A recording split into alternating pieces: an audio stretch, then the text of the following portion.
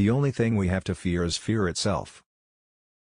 When you come to the end of your rope, tie a knot and hang on. Happiness lies in the joy of achievement and the thrill of creative effort. The only limit to our realization of tomorrow will be our doubts of today. The only way to have a friend is to be one. True individual freedom cannot exist without economic security and independence. It is common sense to take a method and try it. If it fails, admit it frankly and try another. But above all, try something.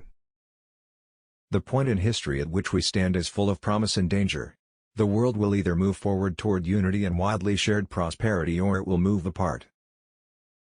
We defend and we build a way of life, not for America alone, but for all mankind.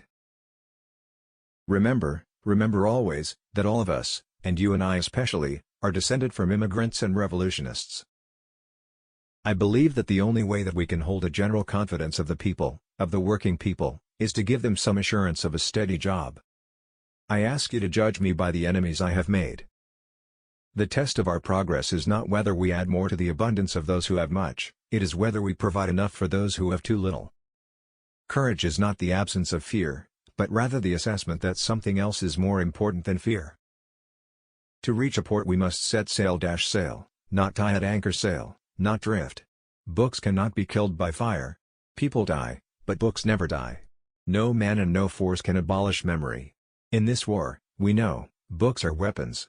And it is a part of your dedication always to make them weapons for man's freedom. A smooth sea never made a skilled sailor. Be sincere, be brief, be seated.